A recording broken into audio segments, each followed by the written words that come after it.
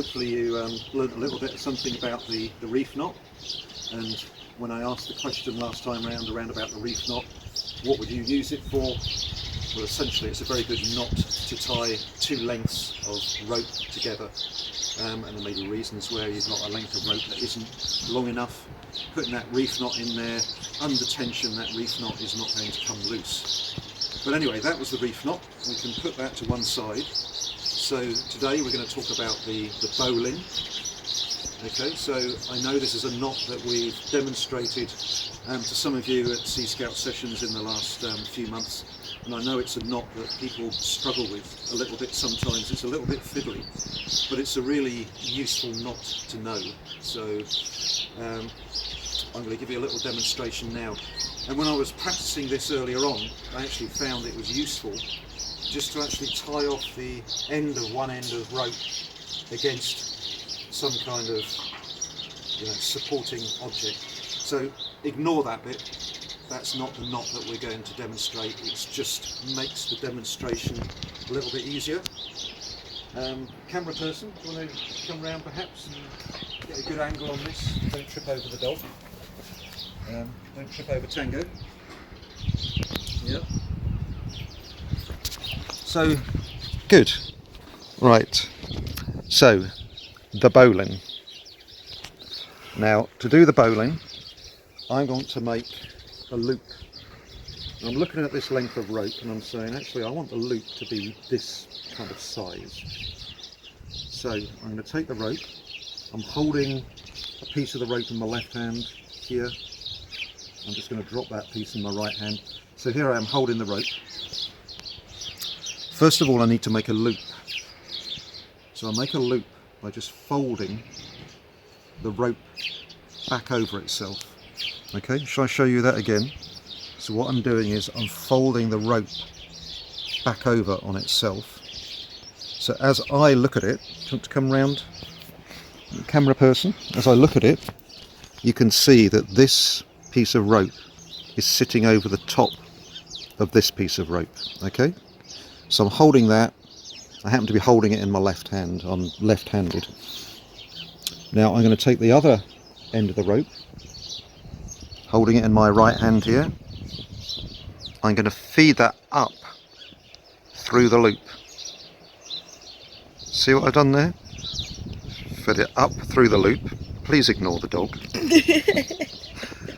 And now, this is the difficult bit. It is quite fiddly. I'm going to take this rope and I'm going to pass it behind that other piece of rope that's tied off against the chair there. Okay, see what I've done there? So I've passed it behind that rope. And now this is the really fiddly bit. And I haven't got enough hands to do this really. I need to take this end of the rope that I'm holding in my right hand here, and I need to feed it back down that hole. Can you see it going back down the loop there? And as I say, this is really difficult to do. I've just moved my hand there so I can get hold of the rope that's been fed down that hole. And now I just gently pull that tight. And that is a bowline. I've got a length of rope there that is now effectively a loop. And that loop can be very good for mooring a boat, putting it over a sort of mooring point within a harbour. But you remember what we said about the reef knot, and the reef knot being a knot that if you put pressure on it, it tightens. Well, if we put pressure on the bowline, it tightens. It doesn't come loose, it tightens up. So it's a really, really good knot to have to hold something where there's any tension on the rope, and it tightens it. Okay? And the other little interesting thing I noticed here when doing this is when we talked about the reef knot, we could talk about how that reef knot sort of travelled over itself and that sort of looseness there. You can see the two loops that are sort of intertwined, but the bowline's got a little bit of a twist in one of the ropes. So let's do that again so you get the idea. So here's my length of rope. I'm going to put that loop in it. Remember what I said about the rope that's coming back towards me is on top of the other rope, and I find it easier to hold that just in one hand. I find the other end of the rope, holding that here in my right hand, I push that up through the loop. I know some people like to talk about this as a rabbit coming out of a rabbit hole, going round behind the tree and going back down the rabbit hole, and then we pull it tight, and that's your bowline. So I was quite interested as to why a bowline was called a bowline, because it occurred to me that it's not like a bow that you use to tie up your shoes, for example. But when I read about it, bowline is actually spelt B-O-W-L-I-N-E. So it's like a bow line. That's another way perhaps of pronouncing it, a bow line. And of course on a boat, the boat has a bow. It's the front of the boat.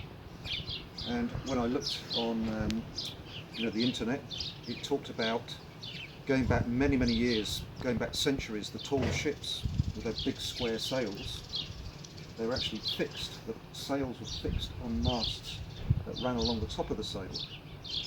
But the bottoms of the sail would have ropes tied to them, and those ropes would then be tied towards the bow end of the ship using this bow line. So they'd be fed through some kind of fastening or retainer there, and of course the sails would fill with air and the boat would move with the wind.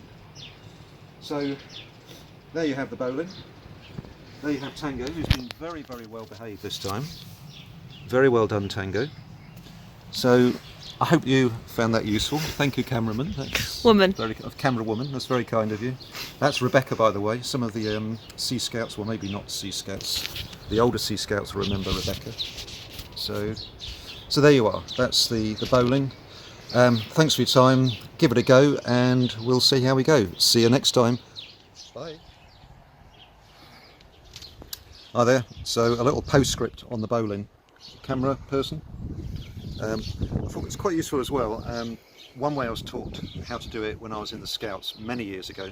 So many! Many years ago, is to actually, this little trick.